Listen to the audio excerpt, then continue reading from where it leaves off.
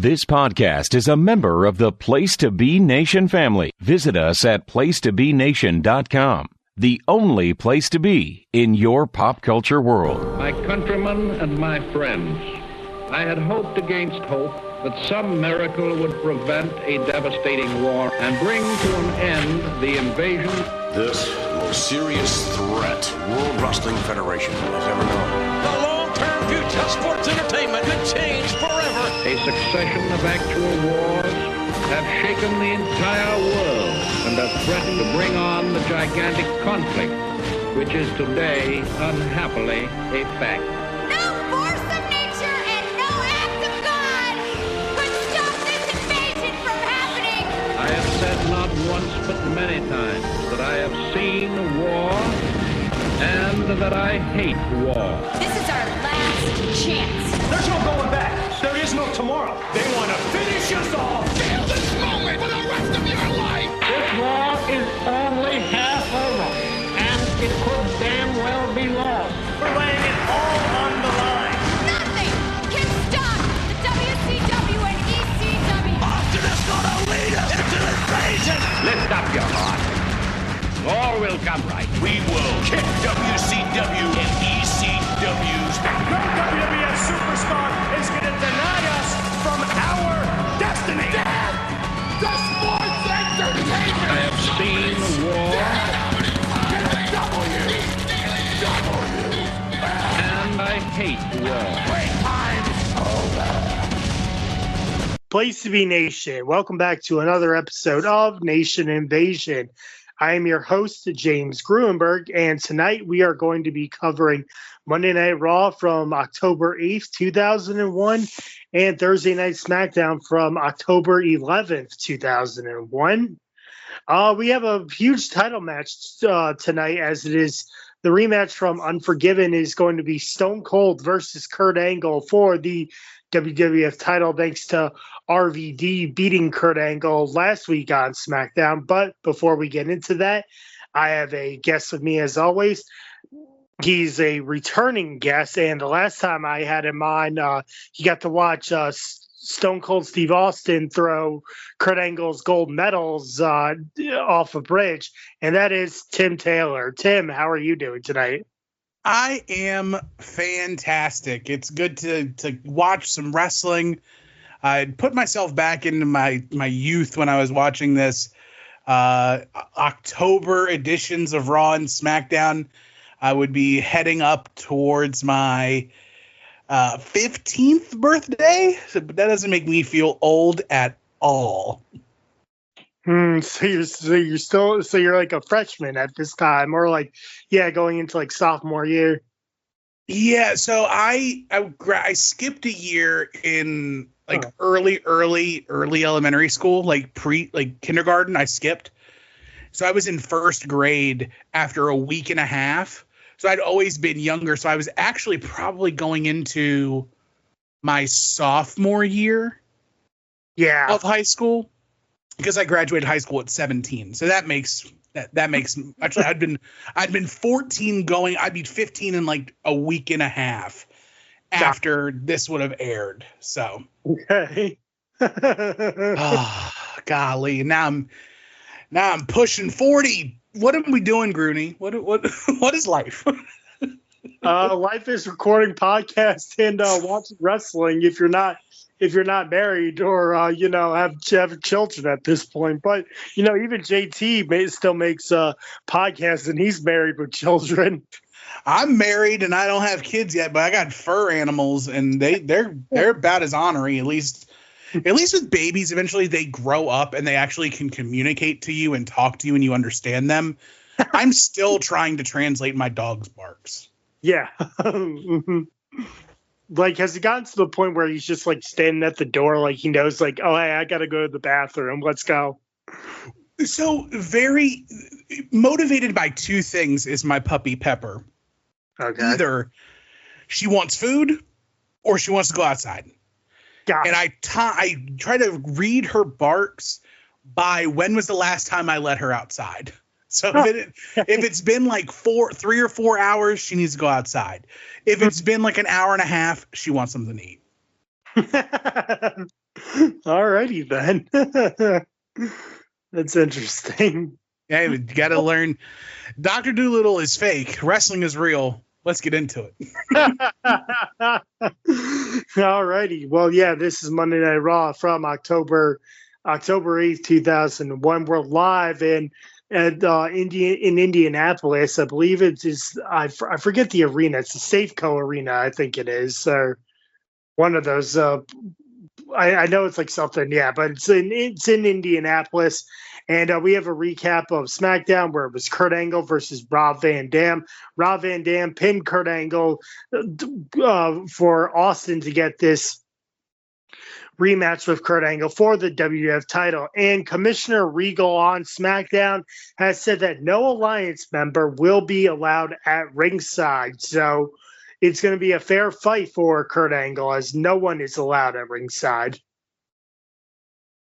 Very good build-up here. Oh, absolutely. You know what I thought, I said this to Jeremy Nichols, who I had on for this particular episode of SmackDown, was that they should have done the announcement at the end. Like, oh, well, Commissioner Regal now has an announcement after, Mike Chioda pinned Nick Patrick, where they should have done the announcement then. But he does in like the middle segment too. But I would have thought that would have been a great way to end the show. Like, no Alliance members are allowed at ringside. Yeah, we've come a long way with our closing angles on television now in 2025, right? We're getting like last 30 seconds of the show, somebody's doing something to make you watch next week, and so it's we've come a long way. Mm-hmm. We start off with a tag team match as we're still in this Alliance versus WWF. It is the Dudley Boys and Taz versus Tajiri, Big Show, and Spike Dudley. Let me be honest with you, Tim. When I watched this, it was like, don't blink because it's over already. Let me break this down for you. This matchup went 1 minute and 37 seconds. I had to check the time. I was like, that cannot be right. And it was. It's a suplex to Spike. Tag to Devon. Devon misses a leg dive. Clothesline to Taz by Big Show. Double clothesline by Big Show to the Dudley Boys. It's a double clothesline by the Dudley Boys to Big Show. Then Tajiri sneaks in, kicks Taz in the face for the pin. 1 minute and 37 seconds. I went 1.25 stars.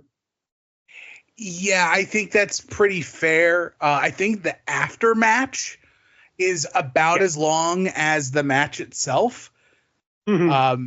But I gotta say, as a warm-blooded American male, salute to Stacy and Tori doing the Lord's work to start SmackDown. Mm-hmm. The bar for WWF wrestling for women was definitely raised during the invasion on the backs of Stacy and Tori, so good on them, 2 all-timers, especially Duchess of Dudleyville, Stacy. And it's good to see the Dudleys in an era in which they cared enough to match, because we are not that far away from the Dudleys in which they can't even wear the same color camouflage, and Bubba's doing the basketball shorts and jersey look. So it is very good to have a time in which the Dudleys are in continuity through and through altogether. Yep. So then we get some brawling here, and then Spike tries the Dudley Dog but gets thrown out by Bubba. Tori slaps Stacy. I should also mention before we get into this that we're on the road to No Mercy, and the first match, Tim, is actually announced for No Mercy. Surprise, shocking surprise. It is the lingerie match that's going to happen at No Mercy. So you're really buying No Mercy for this lingerie match. It should have been the main event, Tim. The first ever lingerie match. They made sure to put that on the chyron on the big graphic. Yes. I said it earlier, and I feel like we'll say it again as time goes on. We've come a long way.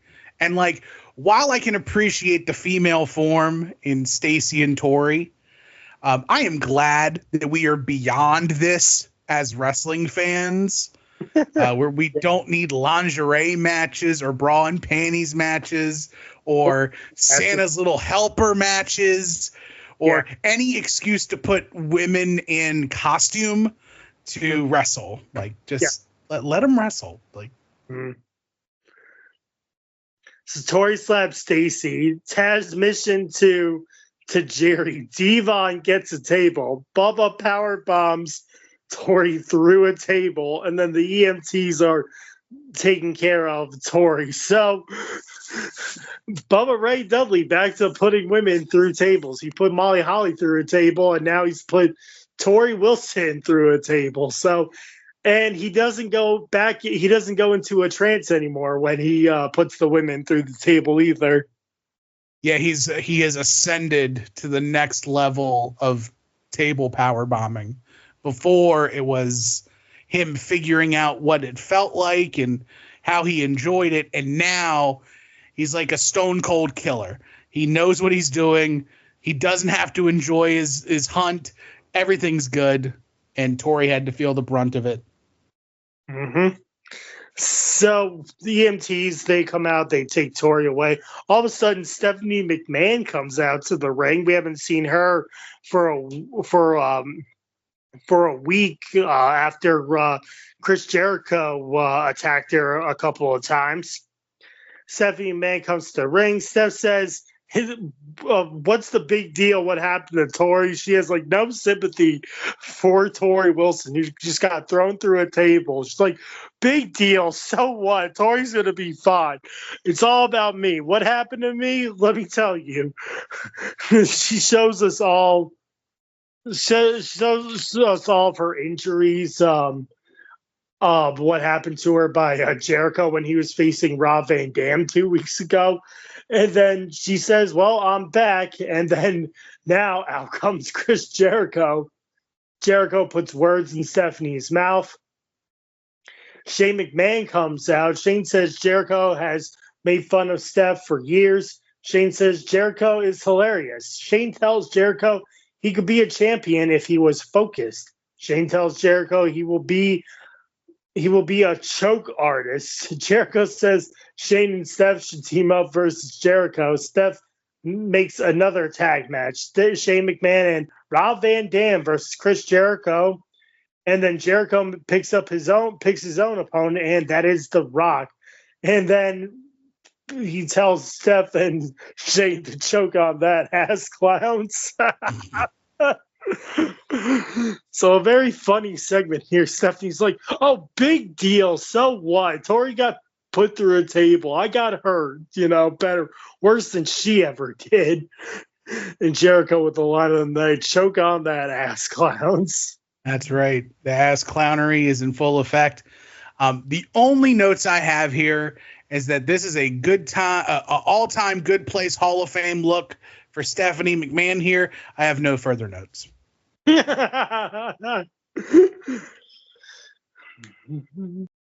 then RVD is backstage and Booker T and Test come in. Booker T says he could have beaten Kurt faster. RVD laughs because Booker T lost the WCW title 5 times.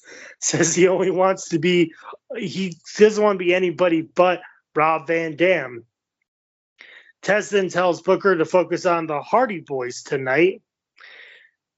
So we know that they're going to have a match. Then we get I'm going to actually go into this one because it's a different type of video than what I've been getting. A woman named Jennifer says DDP helped her lose weight. And she starts doing some stretches. And, she's just sort of mooning the camera, basically, get a nice shot of this. And then DDP appears on screen and wants to touch her too. Says he will continue to help people like Jennifer lose weight. So we're getting more of these DDP self-help videos. Yeah, this felt very much like you wearing 20/25 glasses watching this. And I'm like, is this like the very first DDPY commercial? Because this would make perfect sense. That, you know, DDP, of course, like doing the Lord's work, rehabbing multiple people. Right now he's got Luger. But good to know that it all started with Jen.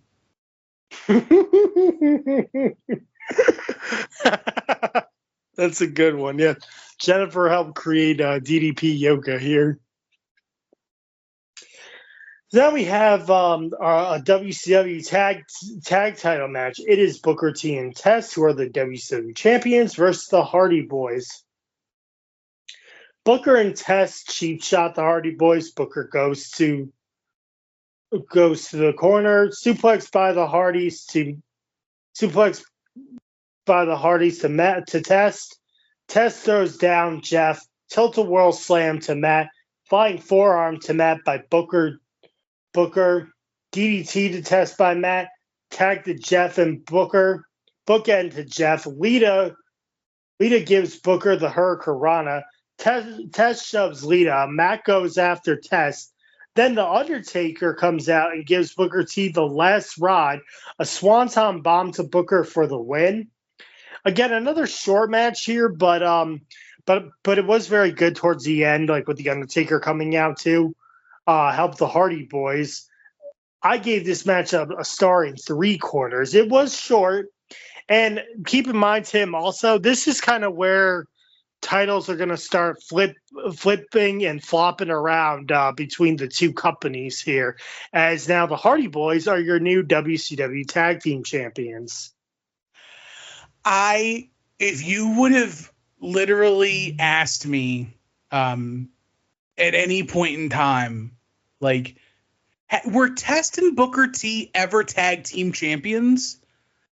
I probably would have bet you like a car payment that they never were tag champions. Like, such a forgettable run or time, just because there was so much flux. But I do remember the Hardys being WCW tag champs.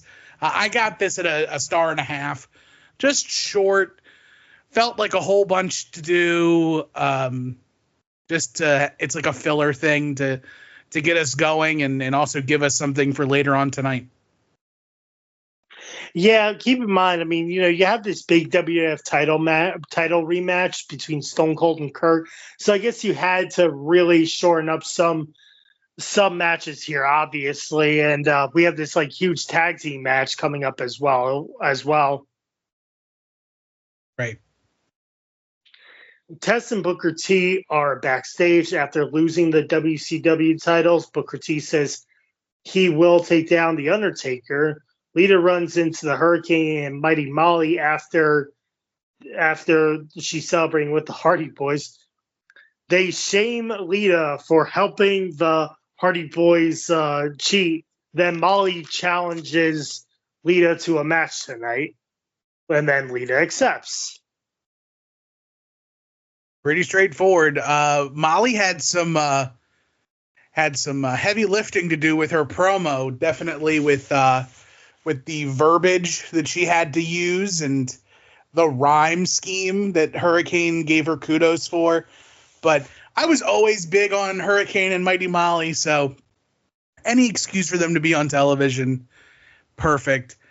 But Team Extreme, man, they are so over. Like, Jay Uso wishes he was this over.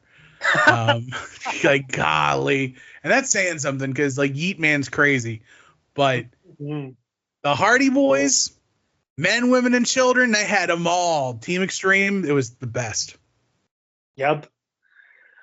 We see Stone Cold's locker room door. So hopefully Michael Cole can get a interview with him. But we know he's back there. We know he's there. Will he come out beforehand, or is he going to make us wait until the match? Then Christian comes out. It's announced that it will be Christian versus Edge for the Intercontinental title at No Mercy in a ladder match, no less. See, I feel like you could have had a promo here because like, you know, they're the masters of TLC. They've won the tag titles together. Let's see who's the Ultimate Brother in the match that we built. You know, could have had Edge cut a promo like that. Instead, it's just announced on Monday Night Raw by Jim Ross and Paul Heyman. Yeah, I get it. Like Christian is on commentary, so he gets to like kind of cut his promo in kind. But it definitely is kind of underwhelming, but it makes sense for the televised crowd. I feel bad for those at the Conseco Fieldhouse who had to figure it out later. Yep. Now we have a WCW US title match. It's Rhino versus Edge. Punches by Edge. Running knee by Rhino. Insecurity by Edge. Rhino slams Edge on the outside. Christian tries to interfere, but Rhino accidentally spears him. Reverse neckbreaker by Edge. Spinebuster by Rhino. Downward spiral by Edge. Christian pulls Edge out for the disqualification. Rhino misses the gore and Edge spears Christian. For this matchup, I went 1.5 stars. It was fine. I love seeing Rhino in action. I kind of feel like this didn't need the disqualification. Rhino could have retained against Edge with a gore or something, but yeah. But again, it's just bringing the fuel to the brother versus brother feud here between Edge and Christian. So 1.5 stars on this one. Yeah, I got 1.5 stars as well. Going back to the beginning with Christian, all-time look for Christian with like the fuzzy bucket hat and sunglasses. He has the great Christian theme. It's not quite Just Close Your Eyes, but it's right up there with that last. I also I didn't remember that Edge was still using or had started to use Never Gonna Stop by Rob Zombie at this point. So this was awesome. And I kind of like that song more than Metalingus, depending on the day. Like, you just got to ask me. But it's always good for continuity too we're not that far removed from WrestleMania in which Rhino was helping Edge and Christian win the TLC match. Yep. And then seeing Team Wreck explode is it's a little unfortunate. Yeah, I mean, Kurt Angle's been off on his own basically here, and you still got the 3 remaining members fighting each other. That's right. So we have this huge tag team matchup set up by Stephanie McMahon now. Rob Van Dam and Shane McMahon versus Chris Jericho and The Rock. Rock and RVD start. Clothesline to RVD. Kicks to The Rock. Flying clothesline to Shane. Clothesline by Y2J to Shane. Chops by Y2J. RVD stops Y2J from a lion salt. Rolling Thunder by RVD to Y2J. Flying reverse elbow by Shane. Insecurity to Shane. Tag to The Rock and RVD. Sharpshooter to RVD. Bulldog to Shane and a springboard to Shane. Bulldog into the steps by Shane to Y2J. Spinning heel kick to Rock. RVD missed the 5-star frog splash. Spinebuster to Shane. RVD stops the people's elbow. Rock bottom to RVD. Jericho accidentally hits The Rock with a chair. Then RVD covers The Rock for the win. I gave this match 2.5. It was a very good, intense tag team match, but I feel like RVD should have given The Rock a 5-star frog splash. Like, I hate how he wins these matches. He doesn't even get to use his finisher on people. In the last match, Shane McMahon hits Kurt Angle with the chair on SmackDown, and RVD just covers him. It's like, why not give him the 5-star frog splash to add insult to injury? Again with The Rock, he gets hit by a chair by Jericho, add insult to injury. Give him the 5-star frog splash. So I went 2.5, and RVD actually does pin The Rock. Yeah, I got 2.25. It is insane just how just from being cool how RVD is. And that's probably why he doesn't beat many people with like the 5-star frog splash at this time, because he's already the coolest dude on television. And then you just have him beating all of the best stars with it.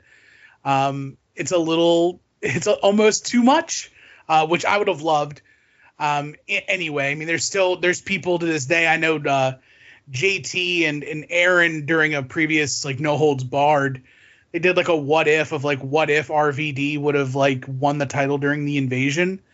Mm-hmm. And it is prime here. Like RVD is that dude. He looks it, and you especially see it on our SmackDown that we covered next. But RVD is right there, and I don't know what the apprehension is for just letting him go off to the races, but he does not look out of place standing next to and picking up the victory over the Great One. No, he makes himself look like he's a megastar. I mean, by pinning The Rock, he doesn't even need to use a 5-star frog splash, like you said. It's just great how much people aren't even booing him anymore. They're like, I don't know who to cheer for. Do we want Y2J or do we actually want like an alliance member? Because he doesn't cheat to win. You know, people just help him. And he's like, alrighty. RVD's just too cool, man. He supersedes anything that the alliance storyline would be. He's undeniable, and it's in full effect here this week on television. Mm-hmm. Jericho's backstage is being attended to by the trainers and EMTs. Rock asks Jericho what he was thinking. Jericho says he was trying to win the match and he made a mistake. Jericho says next time he'll just knock off the people's eyebrow. And he should have hit The Rock, and Jericho and The Rock, they start to brawl. So tensions are high in the WWF locker room as Y2J and The Rock can't get along. What a shock. Jericho rubbing people the wrong way. The Rock being a little abrasive. Who'd have saw it coming, right? And then you had Rob Van Dam celebrating with the Alliance as they're screaming RVD right in front of Stone Cold's door. I wonder if Stone Cold heard those chants. I'm sure we'll get our answer either on Monday or Thursday. Yep. Then we have Michael Cole. He's backstage waiting for Stone Cold, so hopefully he gets an interview. And out of the blue, we have a match for the light heavyweight title. Did you know that X-Pac is a double champion here, Tim? I do remember double champ X-Pac here. I don't remember Booker T and Test, but I definitely remembered this version of X-Pac. Oh, congratulations. You get to hold on to a card payment. Woo, baby. Well, we have Scotty 2 Hotty versus X-Pac for the light heavyweight title. Hip toss by X-Pac. Scotty tosses X-Pac to the outside. Spinning heel kick by X-Pac. X-Pac misses a Bronco Buster. Clothesline by Scotty. Scotty hits the worm. X-Pac gets his foot on the rope. X-Factor for Scotty for the win. I gave it a 1.5. It was decent. It was okay. You know, X-Pac is still proving that he can go, even though the fans really want him to leave. Mm-hmm. I couldn't really rate this match. It's kind of a nothing burger. Okay. No real threat in my mind of Scotty 2 Hotty being anywhere close to the Cruiserweight title. I know he wins it. I don't know if he has won it yet at this point in his career. But just not the right guy, not the right time. And, this definitely was X-Pac's to win the whole way. A good showing for the double champ. Oh yeah. Well, it was for the light heavyweight title, and Scotty actually was light heavyweight champion. He beat Malenko. Yeah. Sheesh. I know, right? Yeah. It's funny. There goes my car payment's gone. Out of all people to beat Dean Malenko, you have Scotty 2 Hottie do it. Right. Was this Sox Malenko, or was this before or after the James Bond wooing Lita in the hotel with socks on? This was way before Sox Malenko. Thank God. So Michael Cole again is waiting outside when Deborah shows up, says Stone Cold will be the next WWE champion and will not be conducting any interviews. He doesn't want to talk to Michael Cole, so Michael Cole gets lost in the dumps here. Oh, he'll be okay. Yeah, with his feel better. Look. Now we have Lita versus Mighty Molly as Mighty Molly challenged Lita in backstage. So, hold on. Yep.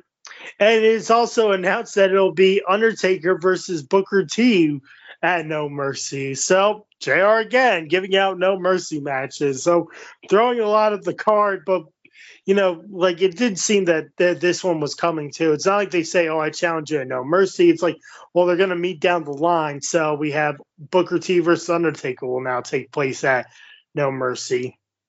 Takedown by Molly, elbow to Lita, neckbreaker by Molly, clothesline by Molly, flapjack to Lita, clothesline by Lita, head scissors to Molly. Molly misses the handspring elbow. Molly counters the twist of fate. And then Molly surprises Lita with a roll-up for the win. Tim, I actually gave this a 1.5 because Molly wins cleanly. She doesn't even cheat, like put her feet on the rope. She beats Lita clean. And it was a very good performance by both women here. So I give it a 1.5. Yeah, I kind of went along the same lines of the match with X-Pac and Scotty 2 Hottie. A little bit of a nothing burger. Really good for Mighty Molly. I mean, she is a superhero, so I would expect for a superhero to be able to just beat a mortal person, which is pretty interesting. But yeah, man, it's good to see that the WWE was getting behind the Hurricane and Mighty Molly in spite of the overness of Team Extreme. Yeah, and they still have that like little like rap music like for entrance for Hurricane and Molly. Like they don't have like the dun dun dun dun dun, dun like the real Superman theme yet for Hurricane and Mighty Molly. Mm-hmm. We're still like in the Sugar Shane Helms sort of like fade out here. Right. I mean, the only way this could have been any better is if somebody did a vertebraker, but that's just me. Hurricane and Molly celebrate, and he goes, well, for one night only, quick to the Molly Mobile. Was that the sick conjoined bike? Yeah, because oh man. Mobile. So good. It was like the Molly Mobile. I always love when Jim Ross is like, does he really think he's a superhero, Paul? Obviously, yes, JR. Mm-hmm. Like, it's perfect. Jim Ross is always very good at acting extremely flabbergasted by all of the wacky stuff that happens in the world of wrestling. Yeah. He's like the only normal person in this world of wonder and chaos. Yeah.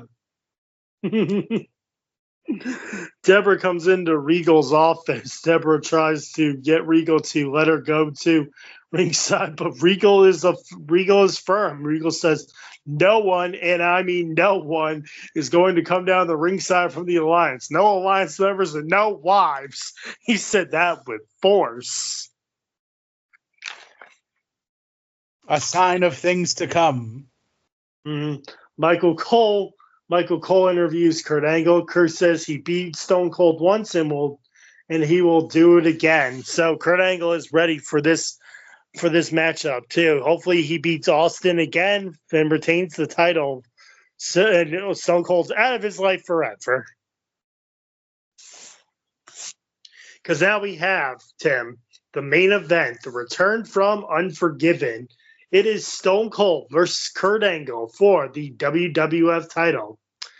Deborah comes out to watch, but Commissioner Regal grabs Deborah by the ear and escorts her out as Stone Cold literally just watches him do this, and then Regal just stares down Austin. He's like, I'm not taking crap from anybody. These are my rules, Stone Cold. Man, it is definitely a much different time. Seeing Austin in this run, he's definitely in rarefied air. A lot of people put a lot of different years on the height of Stone Cold.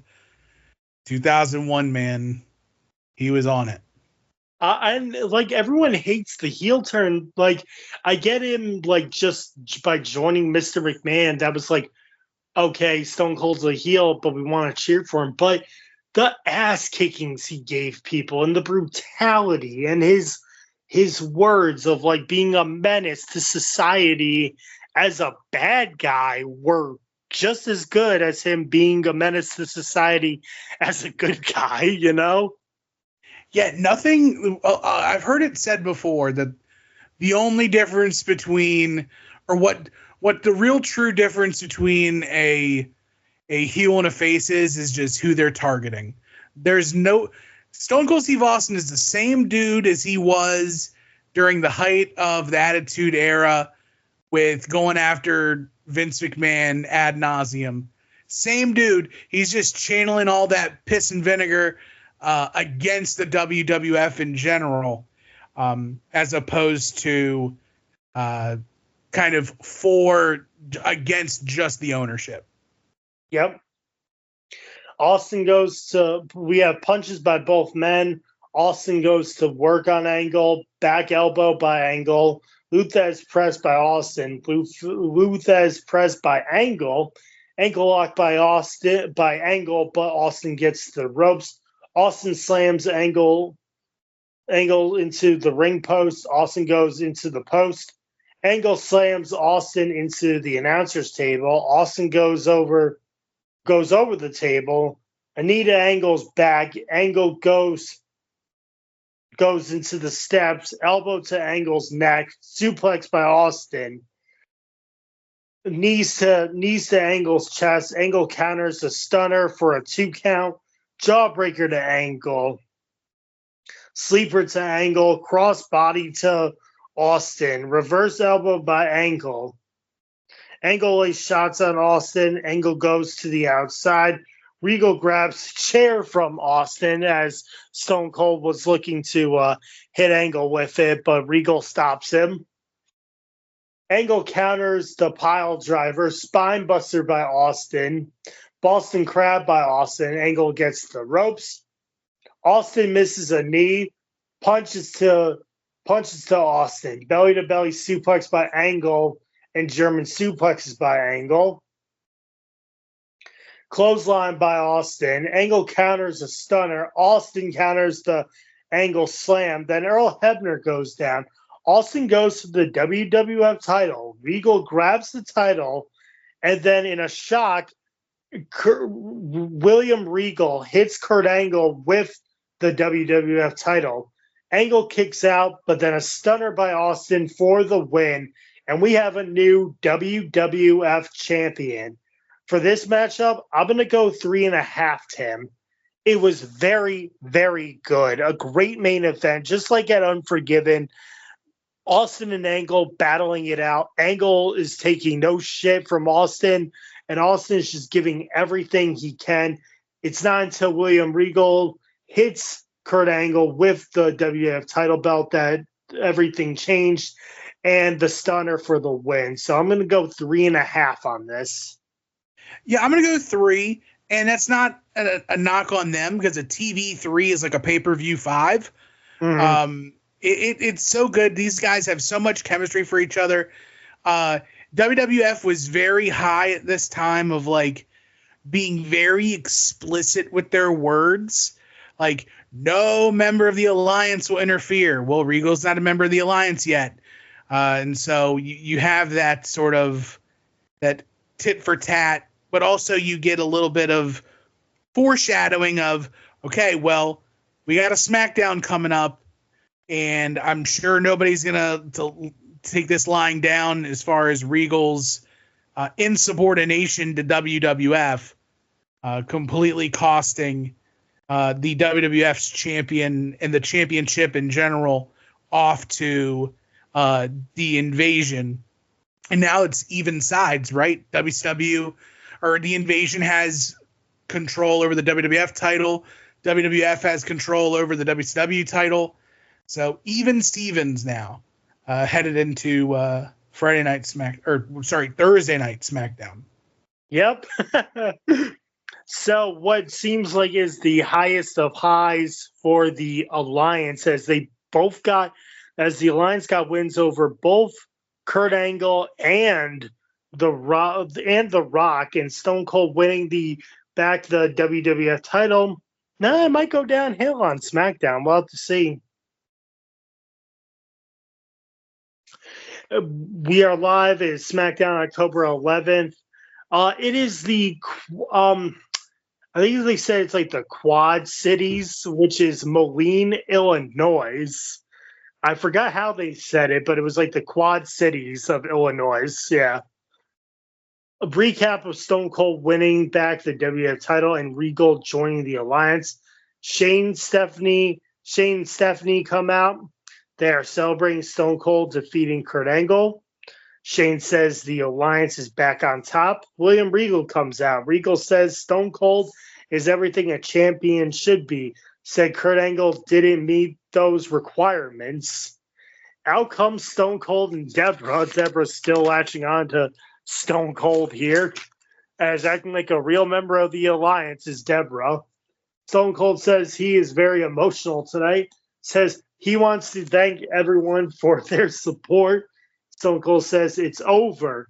Stone Cold says Angle does not deserve another title match. Out comes Linda McMahon. Linda McMahon comes out, who we haven't seen since late April after WrestleMania 17, divorcing Vince McMahon. Actually, we saw her in June because she made the triple threat match between Stone Cold, Chris Benoit, and Chris Jericho. So the last time we saw Linda McMahon, she was making that announcement at King of the Ring 2001, and she's out here tonight. She says it's far from over for Stone Cold and Kurt Angle. She says tonight marks a whole new beginning for the WWF. She fires William Regal on the spot. To be blunt and perfectly blunt, William Regal, you're fired. And she says a new commissioner will be announced tonight for the WWF. Linda says all of Stone Cold's title defenses are governed by the WWF and the commissioner. And she tells Austin, you live by the sword and you die by the sword.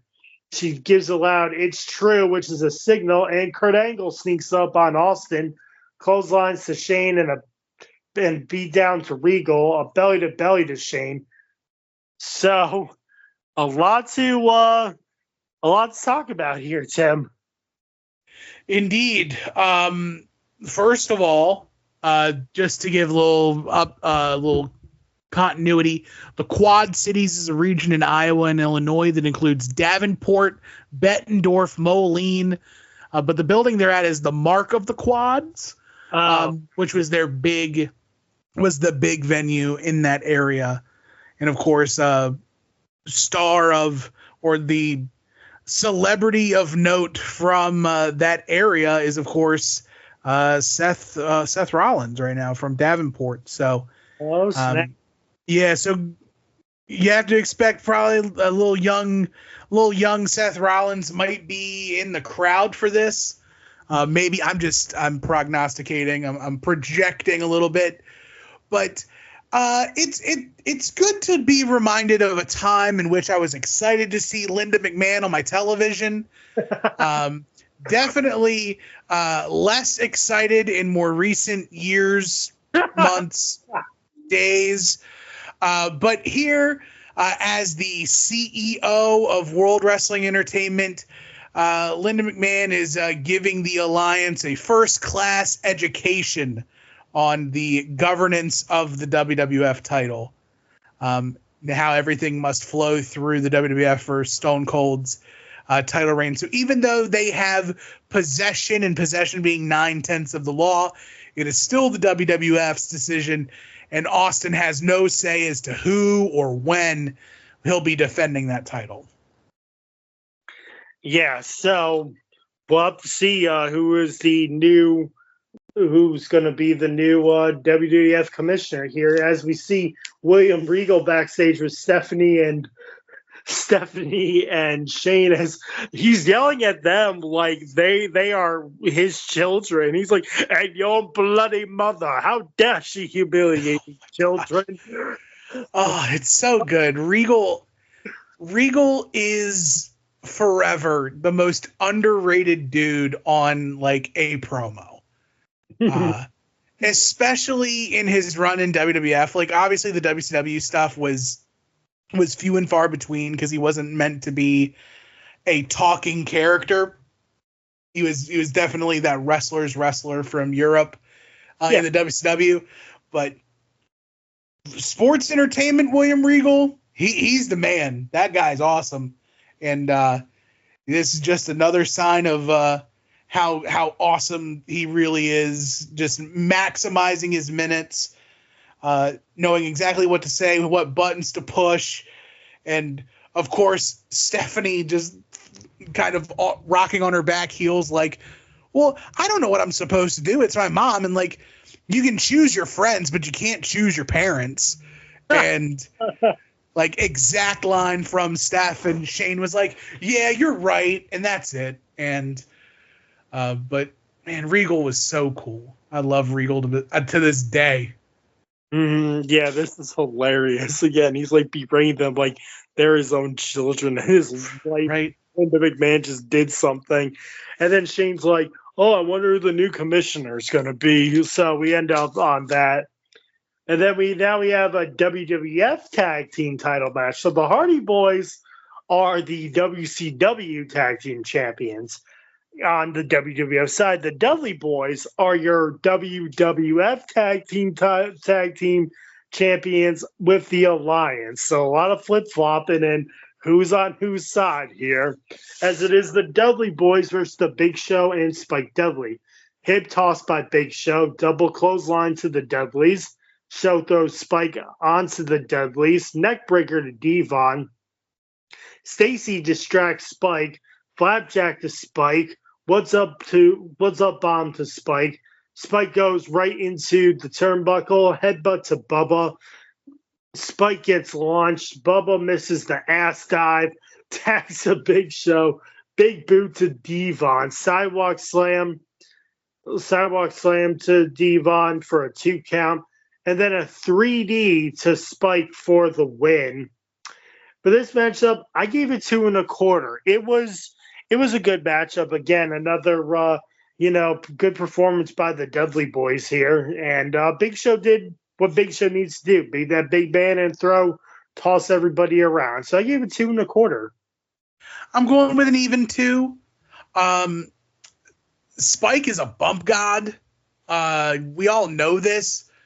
But I think per capita, there is nobody who, like, I know Mikey Whipwreck. Mikey Whipwreck walked so that Spike Dudley could get that ass handed to him on a regular basis. Mikey Whipwreck wishes he was, well, maybe not. Especially in like 2005 when La Resistance gets their hands on or 2004 when they get their hands on Spike and they nearly kill him. But top 5 dead or alive, Duchess of Dudleyville, Stacy Keibler, all time. You can chisel that into a stone in the side of a mountain. Duchess of Dudleyville, Stacy, all day. Yep. Bubba hits Big Show with a WWF title belt. Then the Dudley Boys catapult Spike Dudley through a table. That's what I was saying. Like, holy shit. When they launched him, I literally came out of my seat for 24-year-old wrestling. Like, it was insane. It's like he just jumped to get more airtime too. He was like, "Wee!" I don't know how. Like, I don't understand how. Like, you think of guys at that time, like, the only people who were really, like, throwing their bodies around like mad people was, like, Spike and Jeff Hardy.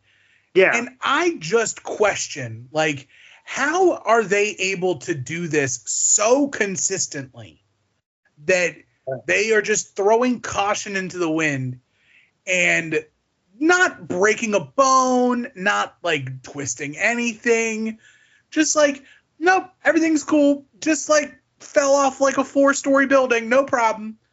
And to just go with it. They're willing participants the whole way for the experience. Mm-hmm. Then we get another, so then the EMTs tend to spike. Then we have another DDP self-help video. There's nothing to that really. Then we get a recap. Very creepy. That's the only thing I'll say. You all should watch this if you have if you're really into, like, creepy horror stuff. Because it's not meant to be scary at all, but it is an extreme close-up of DDP, who is basically, how old would DDP be here? He's, like, basically 45, 50 years old, trying to pass 10 years, 15 years younger. And, like, he looks younger, but his eyes are old as shit. And you just can't, I couldn't get past it. I'm going to need to cleanse myself tonight before I go to bed, because just the picture of DDP's head with the big smile and then the slow turn to the camera with this big, like, jaw-dropped O face and then back to the side profile smile, it is too much. He looks like the giant, I always said he looks like the giant baby from Baby Geniuses, if you've ever seen that. Oh, my God, yes. I'm looking it up right now as you go. We have a recap of The Rock and Chris Jericho losing to RVD and Shane, and The Rock and Jericho brawl in the back. Then we see The Rock and Jericho, they're seen talking to each other. So it does seem like everything is back to normal there. Stone Cold is backstage saying he doesn't deserve to get beat down by Angle. Shane and Stephanie come in. Steph says they should reward an Alliance member. She says it should be Rob Van Dam. Stone Cold says no, because Stephanie wanted Rob Van Dam to face The Rock for the WCW title at No Mercy, but Austin says no. He says let RVD work to get to The Rock. So Shane comes in. Shane says, well, why don't we have Rob Van Dam face Chris Jericho tonight, and the winner becomes #1 contender for the WCW title at No Mercy versus The Rock. Stone Cold agrees, and Stephanie at first was like, I don't know, like, what if Jericho wins? It's like, yeah, but also Jericho can get humiliated again. So Stephanie's like, oh, well, if he gets humiliated, I win. So it's going to be Rob Van Dam versus Chris Jericho for the #1 contender spot at No Mercy for the WCW title. Yeah, I meant to mention this during the opening talkie bit. I'm so glad that the nickname Ragin' Redneck did not stick on Stone Cold at all. Austin has either, like, all-time great shirts or, like, some of the worst shirts ever, and Ragin' Redneck is there. I'm sure it would sell great as a limited exclusive retro run at Buc-ee's across the nation. But it's also, we're in, like, the very early beginnings of the what chant. Yeah. And I don't remember, like, I don't feel like I recall when it started, but it hasn't gotten to the annoying part yet. Nope. Austin's using it very sparingly. But I just find it rich that RVD, who absolutely has fought for everything and fought for Austin to get his opportunity, isn't good enough for Austin, who has never gotten a handout a day in his life. Ain't that right, Deborah? And she's like, that's right. Listen to her. She wouldn't lie. Like, get out of my face. So, yeah, this is going to turn into something else.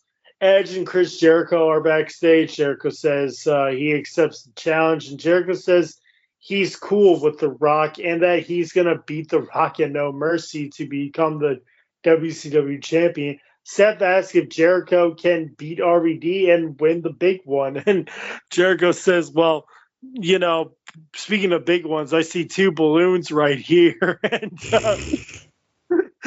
that was a pretty funny line. So Jericho's getting really pumped up for this matchup.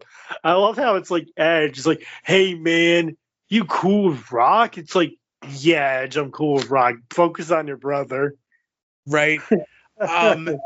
Edge here looking like a golden god. Like, I am a happily married man to my wife, but Edge right here got my bussy wet. Like, I don't know what's going on or what's happening, but like, my loving wife, if this Edge still existed, I might have to hit for the other team for a day, because this guy he's looking right. He's cut up. And it just reminds me, like, he is on fire. End of 01 into 02 during like the SmackDown 6 run. And it is like, it's a shame that the neck injury happens, because I can only imagine like the natural progression of this Edge moving forward. Yeah. But instead, like, we have the big neck injury for a year. He comes back and does everything. But this Edge looks like $1 million, can work his butt off. He's not broken down yet. And he definitely is easy on the eyes, especially mine. So I guess you're not attracted to Cope, are you? Oh, I can't cope with Cope, man. I think, you want to know what I think it is, man? I think it's his old man mullet. Yeah. Like, I get he's trying to do like a hockey hooligan, like cool Canadian, but I'm North Carolinian, Cope. I love Edge. I've always loved Edge. I'm not big on Cope, but I think that may just be because of like how he's being used and not him exactly. But he'll always be on my short list of dudes. Like, I'll never forget like the return at the Rumble. Like, I'm a person who enjoys feeling all of his feelings. I'm not one of those types of dudes who won't cry at stuff. And like, when Edge surprised everybody at the Rumble, I'm like, what the shit is this? And I'm like, no way. And he looked like $1 million. And I was just so excited for him and for me as a fan. Just what I was seeing and what I was hearing and what I was feeling was all lining up. And I had some good emotional bro tears for Edge. And man, I can't go wrong with it. Y'all can get at me in the comments too. That's fine. I cried at wrestling. Yeah. I'm a bitch. Whatever.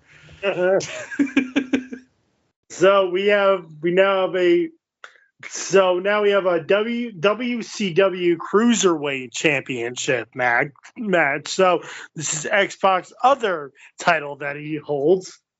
It's X-Pac versus Billy Kidman, who Kidman has been on the sideline with a torn MCL since, I believe, around the time of SummerSlam 2001. So he's been on the shelf nursing that. So this is actually like his first match back since the torn MCL that he had.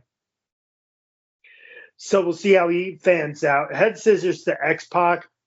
Kidman goes into the ring post. Diving leg drop by X-Pac. Drop kick to X-Pac. Enziguri by Kidman. X-Pac stops Kidman. A Bronco Buster by X-Pac. X-Factor to Kidman, but Kidman gets his foot on the rope. Face Buster by Kidman for the win. And we have a new WCW Cruiserweight champion. I gave it 2 stars, Tim. I find it weird that Billy Kidman is not winning with the shooting star press. Was that even like in his like move set here? Because I'm watching I'm watching a lot of his old WCW stuff from 2000, and he's just doing like forward splashes, not really doing the press yet. Yeah, he was doing shooting stars way early. Like, I remember when he was a part of the Flock, he was doing it and he was calling it the 7-year itch. Mm-hmm. So it might have just been like him trying to do something, do something different. I know that he was doing a version of like the Lowdown or the Sky High that he would call like the BK bomb. But this reverse Razor's Edge off the top for the finish was sick. I'm so glad that they're still letting Kidman use that WCW theme here as well, because that's like one of the best things about Billy Kidman his entire life, aside from the fact of outkicking his coverage and being so romantically involved with Tori Wilson for so long. Mm-hmm. And this match was over once I heard the entrance themes. Billy Kidman has a great theme, and there's no Uncle Cracker for X-Pac, so it's an immediate loss. That's funny. The only time I ever want to listen to Uncle Cracker is if he's telling me that I'm dealing with the X Factor, and that's all. Any other time, I don't want to hear it. But what you looking at, Tim? But you gotta look at me like that. I mean, I got everything I ever wanted. I ain't never get that back. Oh my God, we're gonna turn into JT and Marcus on WWE War, where they just play Test's theme ad nauseum, but it would be this song. Just you do with the X Factor. Well, JT has annoyed Jenny by playing the Rocky theme over and over on Extreme 3-Way Dance. Hey man, you find something you love and you just know, it's like the law of comedy, right? It's really funny at first, and then it gets to the point where it's like insufferable. But if you push past it far enough, it'll get funnier than it was originally, and that's where we're at. So now Shane McMahon is backstage with Rob Van Dam. He's pumping up RVD, and RVD says everything is cool when you're RVD. So RVD doesn't even have to try. He makes himself look cool. He's like, all right, it's cool, man. Like Shane's like, Rob, do you know like what's gonna happen? He's like, yeah, man, just chill. Like, I'm Rob Van Dam. Everything's gonna be all right. So now we have the number 1 contenders match. It is Chris Jericho versus Rob Van Dam. Insecurity by Jericho, monkey flip by Rob Van Dam. Jericho goes to the outside, followed by RVD. Side kick by RVD. RVD goes into the post twice. Shoulder breaker by Jericho. Jericho misses the lion saw. RVD misses the 5-star frog splash. Rolling Thunder by RVD. Walls of Jericho to RVD, but RVD gets the ropes. Earl Hebner goes down again. Lion salt to Rob Van Dam. Split-legged moonsault to Jericho. Then, so it looks like Jericho is about to give RVD a suplex, but Stone Cold comes down. He accidentally hits Rob Van Dam with a chair, and Jericho pins RVD to become the number 1 contender for the WCW title. For this matchup, I went 3 stars, Tim. I enjoyed this. Yeah, for like a 6-minute match, they really hit on all cylinders. I'm good to triple stamp your double stamp on a 3 for this. More Jericho and RVD, please. I know we get more of it as the time goes on, but these dudes rock. This dudes rock all day. Yep. And it's funny too. You feel like these matches are so much longer than time allows. You're like, oh wow, this match is going. It's that was only 6 minutes. It felt like forever. Right. It's so interesting how you can pack something like this, a big match like this, into 6 minutes in seconds. Yeah, that's the thing is 6 minutes is a long time, but it's also, this match is proof that good matches, or what makes a good or great match, has nothing to do with amount of time. A long match doesn't mean it's a great match, and a short match doesn't mean it's a bad match. If you give me nonstop 6 minutes and you don't add any fluff whatsoever, you get this match. And ideal, perfect television match. Yes, and this was it right here. Even if RVD loses, I guess he had to cut this match short for what's about to happen as Rob Van Dam starts yelling at Stone Cold. We go to a commercial. Stone Cold gathers the Alliance to the ring. Stone Cold has led by example. He says one person gave him the opportunity to be WWF champion again. He thanks Shane McMahon for making it all happen. He hugs Shane, and then he thanks RVD. Rob Van Dam is noticeably mad at Austin. He thinks that he cost him a WCW title shot. Stone Cold says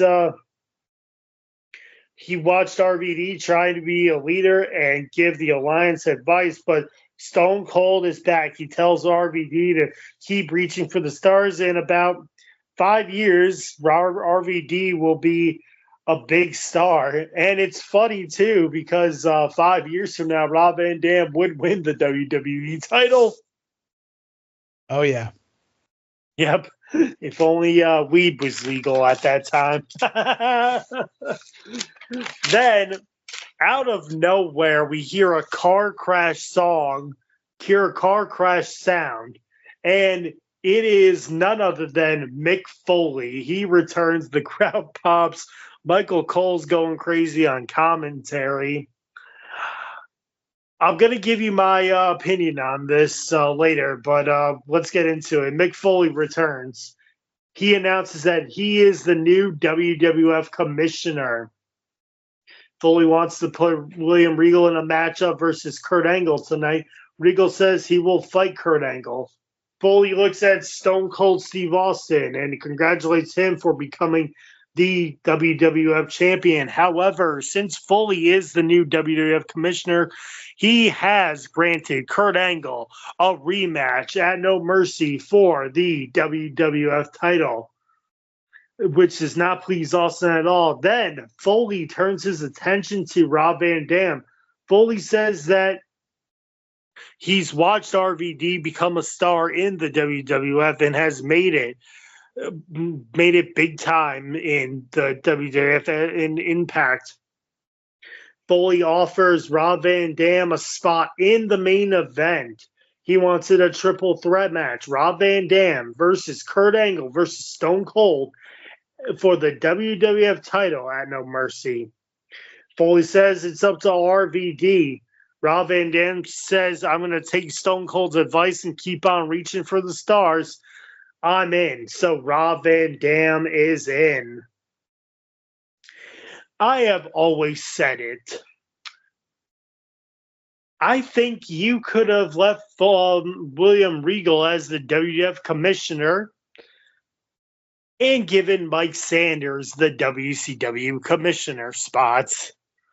And this run here this is a bad run for Foley. Like, it feels like it's a waste because this is probably his proudest moment besides what he does for Survivor Series. But this is like his big moment. He's on for like a couple of more episodes, disappears, and then shows up the Raw before Survivor Series. But this is like his big moment here, like making this triple threat match that we're going to see at No Mercy here.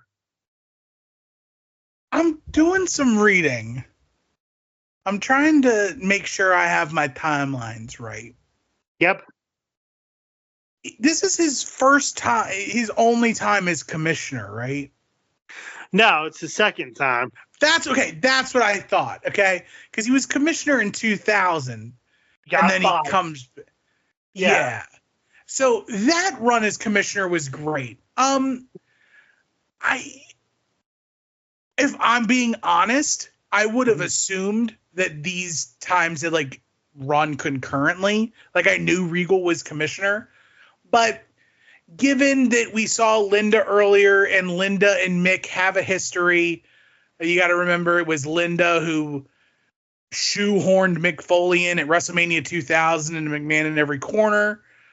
So, of course, she's going to go with a person who has experience in the role of commissioner. A nice little small pop. I don't know if I'm brave enough. Like, I'm a guy who likes to think outside the bun a little bit with his takes. I don't know if I can get on the Mike Sanders train.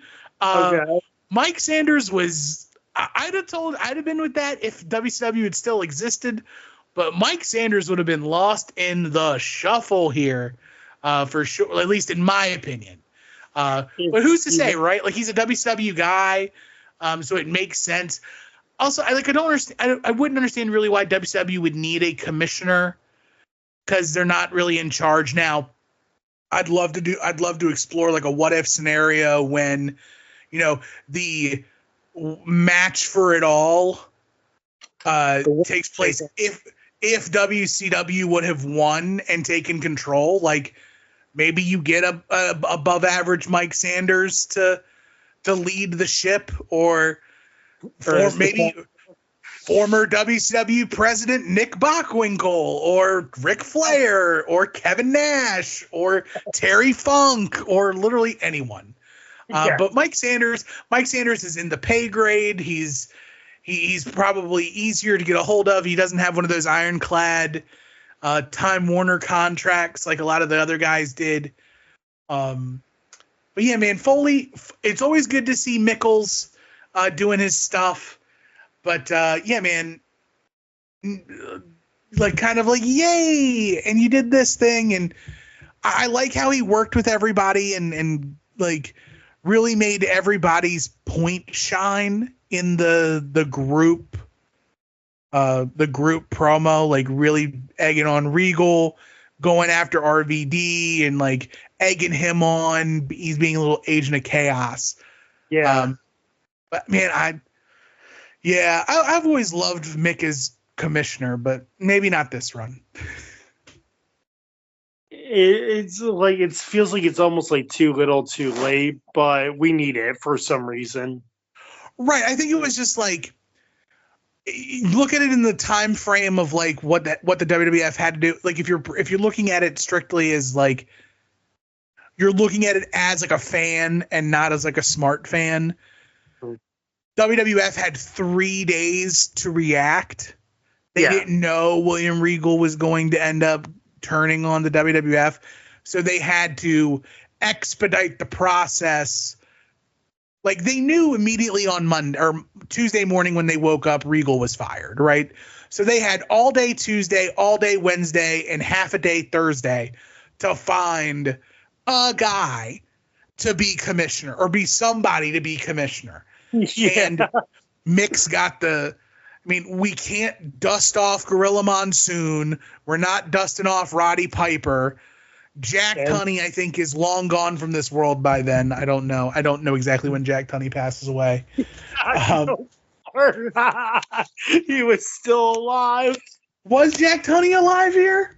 Still alive, actually. Okay, so he's got 3.5 years left. He's retired and wants nothing to do with this. Wasn't coming back anytime soon after he got. No. Well, Sean has about another 9 months left in the incubator before he finds his smile again, and he can head towards SummerSlam in a non-sanctioned match with a Philippians 413 shirt on. But yeah, Mick makes, looking at it strictly from a like storyline sense, Mick makes the most sense in the allotted time given to find a new commissioner, right? Yeah. He may not be the best choice, but he's the choice we've got. And he was very effective here in the No Mercy stuff, right? Mm-hmm. You start to sow the seeds of discontent within the alliance with RVD and Austin, where maybe Shane and Steph could have righted the wrongs in between Austin and RVD, but with Mick in there with his big old spoon stirring that shit, he is He is not one to let things slide, especially when he knows that he's trying to make good for Linda and the board and everybody else. So, yep, necessary evil, but unoriginal, uninspired. But always good to see Mick, especially this time. He's still a pop. He's still a fresh face. He's not overly watered down. You still have some miles on him. Yep. Stone Cold is complaining to Shane McMahon backstage. Shane says the alliance increases his odds of keeping the WWF title in the alliance. But when he mentions that, and if RVD wins, Austin just looks at him and it's like, oh, hell no. And he just like leaves, like, nope. You said RVD's name, I ain't talking to you no more. And that's where like this really like ends between like the RVD and Stone Cold stuff here tonight. Actually, like, you know, Stone Cold leaves after this, and that's it between them. But they have like the whole like first half, so I don't think you really need another segment with them after this. Right. Hurricane and Mighty Molly come to the ring. Hurricane puts the European title on the line. Kane comes out, so it's Hurricane versus Kane. Hurricane says he is a superhero, and Kane is making a mistake. Hurricane tries to recruit Kane to be his sidekick along with Mighty Molly, but Kane wants nothing to do with him.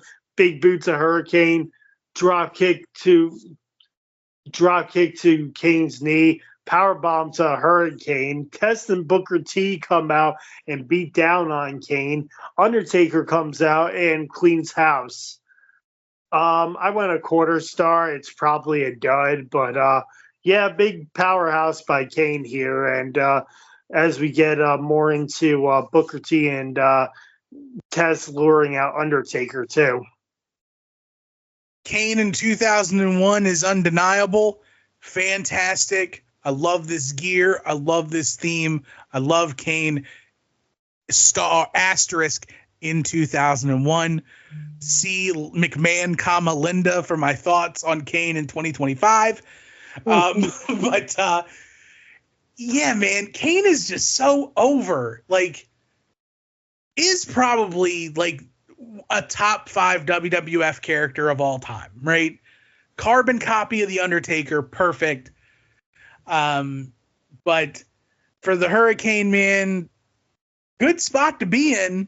Hurricane has always found himself brushing shoulders with like some of the elite in the WWF over history, right? Even if his ass kicked, yeah.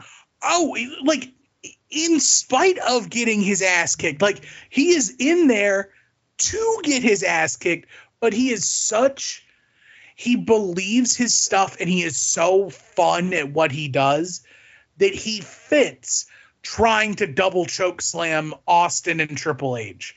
Like he fits going nose to nose with The Rock as the Scorpion King. And like here, him and Kane, I remember one of my favorite times in all of wrestling is 2002 when the Hurricane and Kane were a tag team for a short period of time. Like, so good. And, but here, Hurricane had to get a little bit to him, and it was good to see, too, because this led to continuity for what takes place after the match. Oh, yeah. Mm-hmm. So, yeah, like I said, Undertaker comes out, and he cleans house. Al Snow is backstage pumping up Maven to fade for his matchup versus Taz, a rematch here. Al Snow then tells Maven not to associate himself with Foley. As Mick Foley comes over, he says, Al, remember when you lost to William Regal for a spot for the WWF commissionership? And he's like, yeah, Mick, I know, I lost to Regal. And then like he says, oh, I got Al to thank, because Al lost to Regal. Regal turns on the WWF and I come in for the save. So it's all Al Snow's big plan. And even Al Snow's like, what are you talking about? I've always loved just like the unspoken heat between Mick and Al Snow. Like even going through like Mick's old book and just finding a way to rib Al at any given point in the book is fantastic, and doing so on television, 5 stars. Even if it's past its regular shelf life, I'm cool with it. And young starry-eyed Maven, man, whew, kid looked the part. Yep. All his finisher was a drop kick. That's all you need, baby. Test says Booker T will beat The Undertaker at No Mercy, and then he says Booker T has inspired him to challenge Kane to a match at No Mercy, so it's going to be Test versus Kane at No Mercy now. So one brother fights one former tag team champion, the other fights the other one. And two big matches here. I always like Test's big boot, like who's got the bigger boot.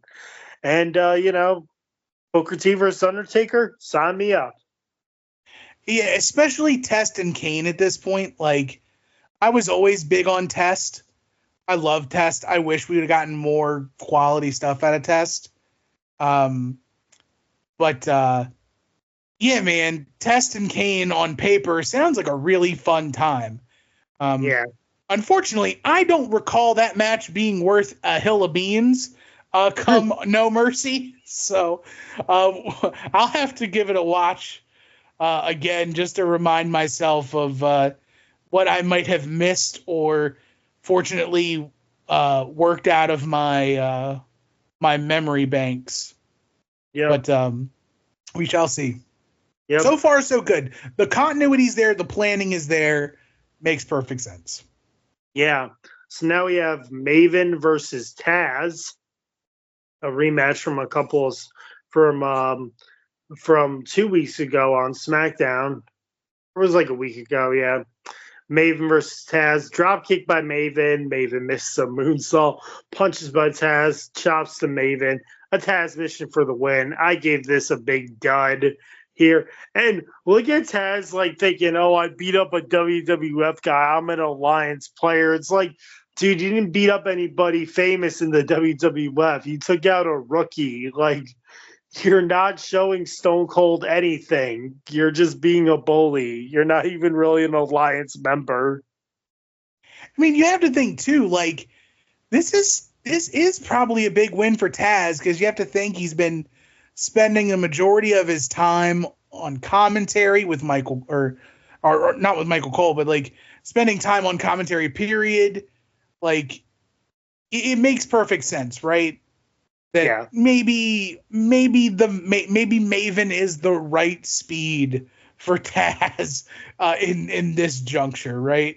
Especially at this point too, because he's at like the end of his career. Maybe you could have had him like beat up Farouk, who also might have been at the end of his run here too. Like someone like that, even like a Funaki or somebody too. Yeah, right. I mean, we've already seen that like a couple of times here. So yeah, I guess Maven was the right speed for Taz, because he knows that Maven won't kill him. But again, Taz ain't like this big tough guy for the Alliance. It's like, no.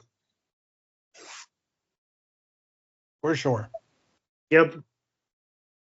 Coach is backstage and he asks if Rock and Jericho he asks Rock if him and Jericho are cool, and Rock says, yeah, everything's fine, blah blah blah. Jericho walks in and Jericho is excited for Rock versus Y2J and No Mercy. Rock says Jericho won the big one and can't wait to face Y2J and No Mercy, but Jericho says, I'm gonna beat you, and Rock just says, well, just bring it. So tensions are running high between Jericho and The Rock here. We thought that brawl was just an accident, but now we're getting the battle of egos here. Jericho's ego versus The Rock's ego. Yeah, and I'm glad that's exactly how I would put it too. Like it's the match beyond, right? Like much like War Games, right? There's obviously what happens in the ring, but with The Rock and Jericho, man, they are just so much larger than life characters that them both living in the same atmosphere is almost overwhelming at times. But they did great together. I do recall them having a couple of really good matches. So yeah, man, I'm excited. Mm-hmm. Well, and now we have our main event here. It's William Regal versus Kurt Angle. Punches by Angle and a belly-to-belly. Clothesline to Regal. Chops by Angle. Regal goes into the table. Regal slams Kurt into the ropes. Regal counters the ankle lock. German suplexes by Angle. Angle slam to Regal. Belly-to-belly suplex to Raven and Mike Awesome. Angle lays out chair shots to the Alliance members here. And that's basically how this matchup ends. Like a disqualification. Angle wins by.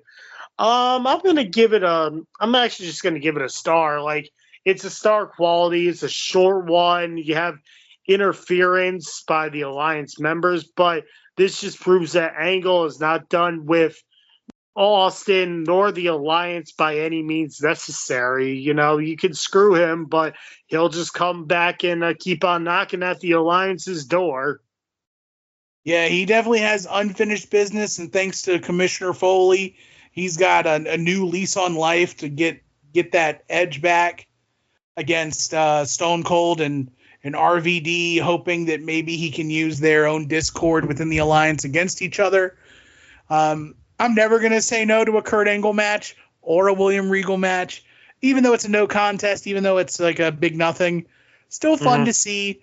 Kurt is still a machine at this day and age, so I'm all here for it. And seeing that aggression from him taking out, what was it? It was Raven and Tom Dreamer and Mike Awesome.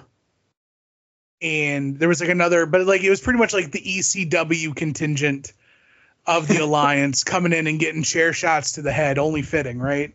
Yeah. So a good way to close out SmackDown, especially as we're on the second to last SmackDown before No Mercy, I believe.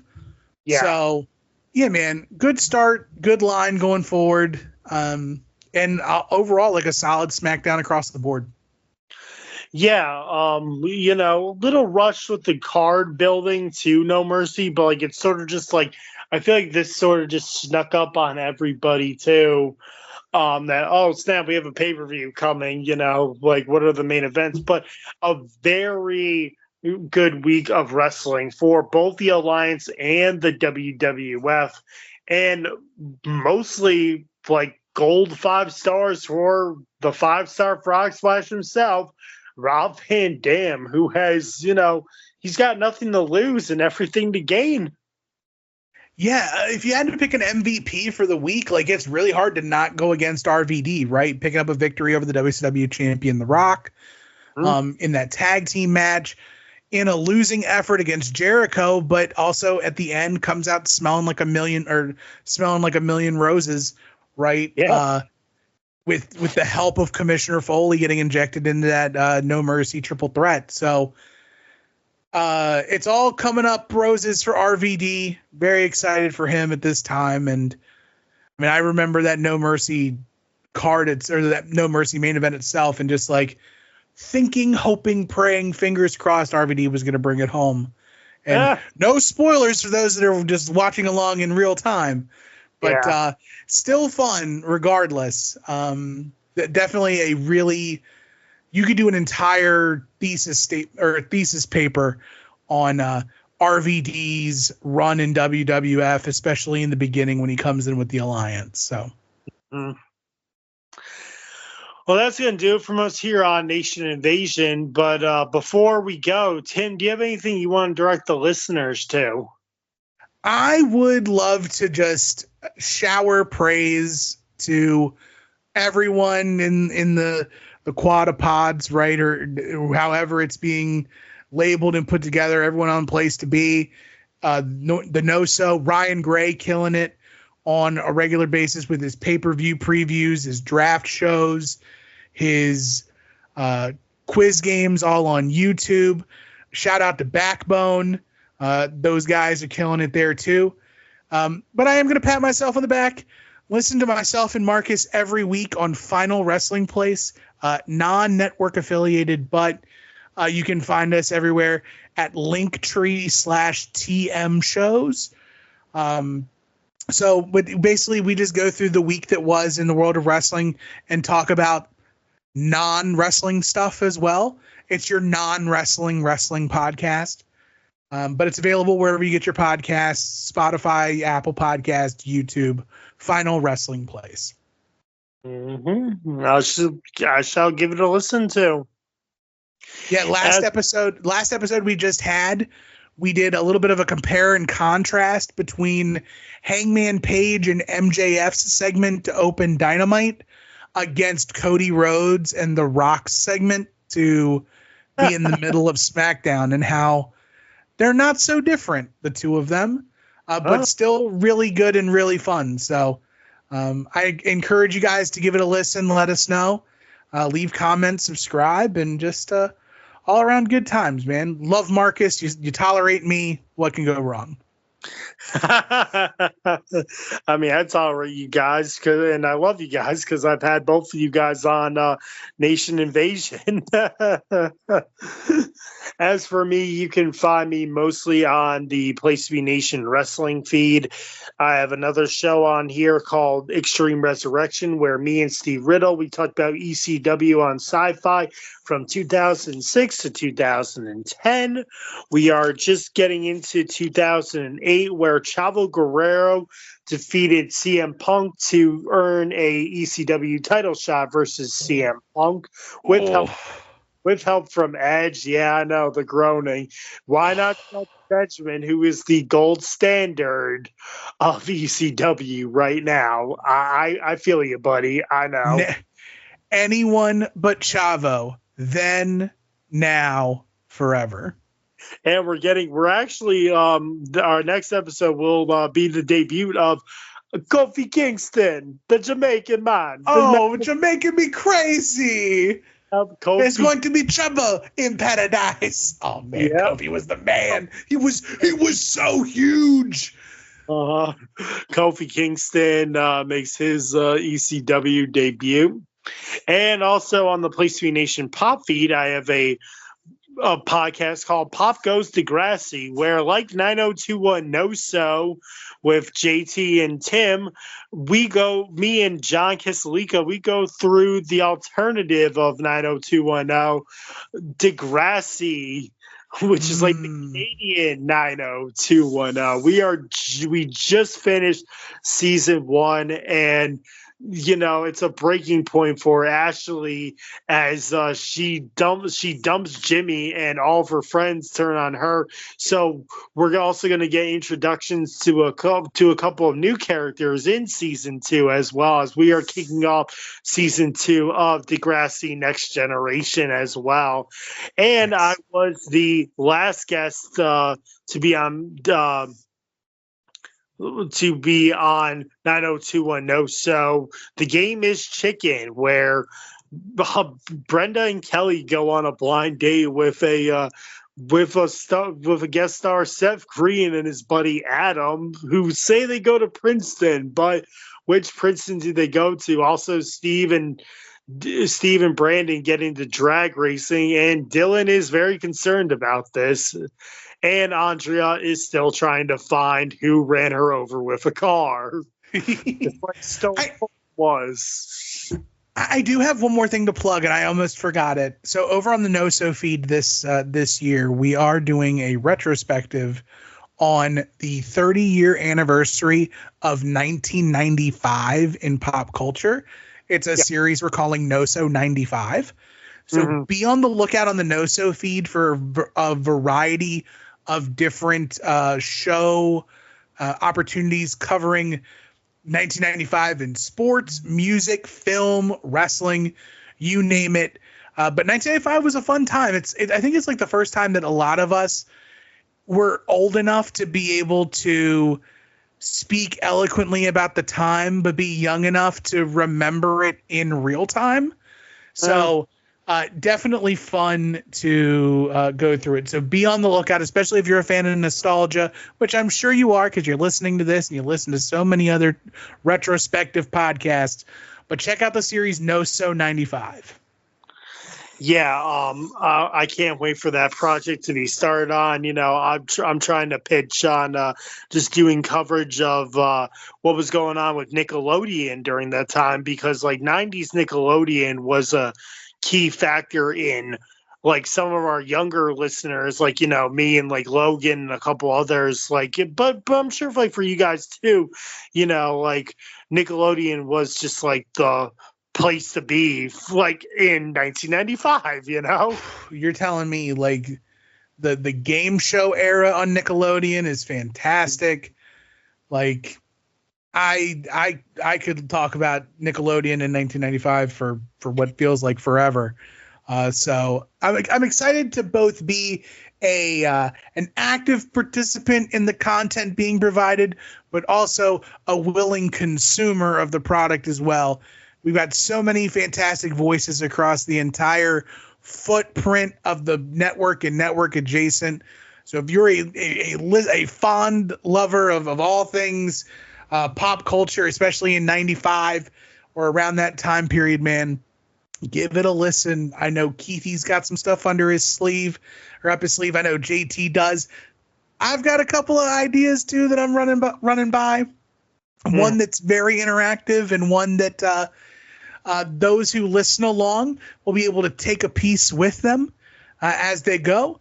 So it's going to be fun. So check it out, No So 95. And Gruney, thank you so much for opening the doors. I know that the time allotted with the rest of this project is short. It's good to be back on before you wrap up everything with the Nation Invasion. So thank you, man. I loved it. This was a blast. Yep. Like I said, that's going to do us from here on Nation Invasion. He is Tim Taylor. I am James Gruenberg, and I will see you next time. Be prepared as we, the nation, bring the invasion.